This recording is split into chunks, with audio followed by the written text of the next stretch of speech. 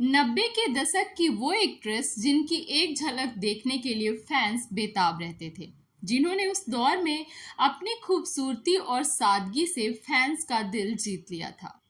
Hazel green आंखों वाली इस एक्ट्रेस ने जब फिल्मों में डेब्यू किया तो उस दौर में दर्शक ही नहीं बल्कि फिल्मकार भी इनकी अदाओं के दीवाने हो गए। दोस्तों, क्या आप यकीन करेंगे कि इस एक्ट्रेस की खूबसूरती से प्रभावित होकर उस दौर के एक बड़े फिल्मकार ने अपनी फिल्म में लीड हीरोइन का रोल ऑफर किया था। और तब बॉलीवुड में हीरोइन बनने के लिए उस एक्ट्रेस ने आईआईटी में पढ़ाई करके इंजीनियर बनने का अपना सपना अधूरा छोड़ दिया था। वह एक्ट्रेस अपनी पहली फिल्म से स्टार और युवा दिलों की धड़कन बन गई। इसके बाद वह एक के बाद एक कई फिल्मों में नजर आईं, जिनमें उनकी खूबसूरती को बेहद सराहा गया। हालांकि जल्द ही इस एक्ट्रेस का करियर खत्म हो गया और वह फिल्मों से गायब हो गई।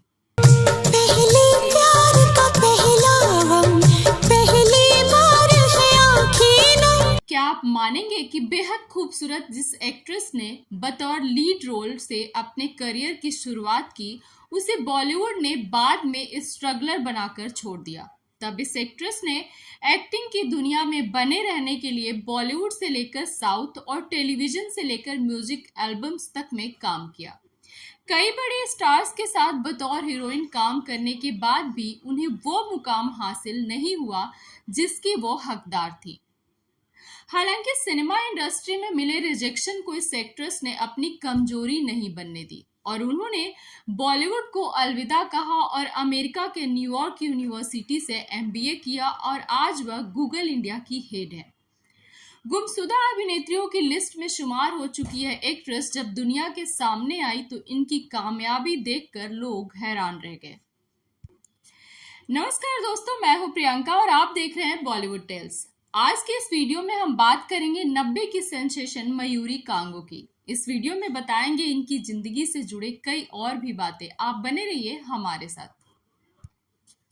दोस्तों, मयूरी कांगो की फिल्म इंडस्ट्री में डेब्यू करने की कहानी बेहद दिलचस्प है। मयूरी कांगो का जन्म औरंगाबाद में हुआ था।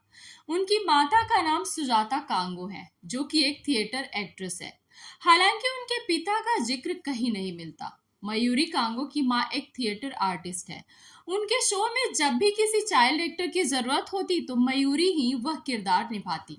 ऐसे में एक्टिंग करना तो मयूरी को बचपन से ही आ गया, लेकिन वो पढ़ने में काफी तेज थी और इंजीनियर बनना चाहती थी। रिपोर्ट्स के मुताबिक मयूरी जब 12वीं क्लास में थी तभी उन्हें डायरेक्टर सईद अख्तर मिर्जा की 1995 में आई फिल्म नसीम से ब्रेक मिला। हालांकि शुरू में अपनी पढ़ाई के चलते वो इस फिल्म को करने में डर रही थी, लेकिन बाद में माँ के समझाने पर इस फिल्म के ऑफर को उन्होंने एक्सेप्ट कर लिया। इस फिल्म के बाद वह वापस औरंगाबाद लौट गई और इंजीनियरिंग में एडमिशन के लिए तैयारी करने लगी। आईआईटी कानपुर में उनका सिलेक्शन भी हो गया, लेकिन इसी दौरान फिल्म नसीम में उनकी परफॉर्मेंस से इम्प्रेस होकर डायरेक्टर महेश भट्ट ने उन्हें अपनी आगामी फिल्म पापा कहते हैं में लीड रोल ऑफर कर दिया। मयूरी ने यह फिल्म साइन भी कर लिया और इसके साथ ही उन्होंने कुछ और फिल्में भी साइन कर ली। अब फिल्मों में काम और इंजीनियरिंग की पढ़ाई दोनों एक साथ करना उनके लिए संभव नहीं था। ऐसे में मयूरी ने आईआईटी छोड़ दिया। बाद में मयूरी की फिल्म पापा कहते हैं हिट रही और उन्हें कुछ और फिल्में बेताबी, होगी प्यार की जीत और बादल में काम करने का मौका मिला। हालांकि ये फिल्में कुछ खास नहीं चली। मयूरी कांगो ने अपने करियर में जुगल हंसराज, बॉबी देओल, अजय देवगन, अरशद वारसी, अनुपम खेर जैसे बड़े स्टार्स के साथ काम किया। हालांकि इन फिल्मों का फायदा मयूरी के को स्टार्स को हुआ और मयूरी उनकी लव इंटरेस्ट बनकर रह गई। कुछ रिपोर्ट्स के मुताबिक मयूरी ने इन फिल्मों के अलावा 16 और फिल्में साइन की थी, जिनकी शूटिंग भी उन्होंने पूरी कर ली थी, लेकिन वो फिल्में कभी रिलीज ही नहीं हो पाई। दरअसल मयूरी बॉलीवुड के डर्टी पॉलिटिक्स का शिकार हो गई। बॉलीवुड में कई ऐसे फिल्में बनती हैं जिनके जरिए ब्लैक मनी को व्हाइट में कन्वर्ट किया जाता है और उन फिल्मों का रिलीज होने या न होने से कोई मतलब नहीं होता। मयूरी तब यह बात नहीं समझ सकी और बॉलीवुड लॉबी और पार्टियों का हिस्सा भी नहीं बन पाई। ऐसे में एक समय ऐसा आया जब उन्हें फिल्में मिलनी कम हो गई या साइड रोल मिलने लगे। साल 1996 में आई फिल्म पापा कहते हैं के बाद मयूरी कांगो 2000 तक फिल्मों में नजर आईं। आखिरी बार वो साल 2000 में आई तेलुगु फिल्म वामसी में दिखी थी। इस फिल्म में उन्होंने साउथ के सुपरस्टार महेश बाबू और नम्रता शिरोडकर के साथ स्क्रीन स्पेस शेयर किया था। इसी दौरान उन्होंने टेलीविजन में भी किस्मत आजमाई। साल 2000 में मयूरी ने टीवी इंडस्ट्री में एंट्री की। साल 2000 में वह टीवी शो नरगिस, 2001 में थोड़ा गम थोड़ी खुशी और इसी साल डॉलर बाबू और साल 2002 में किट्टी पार्टी जैसे शोज में नजर आईं।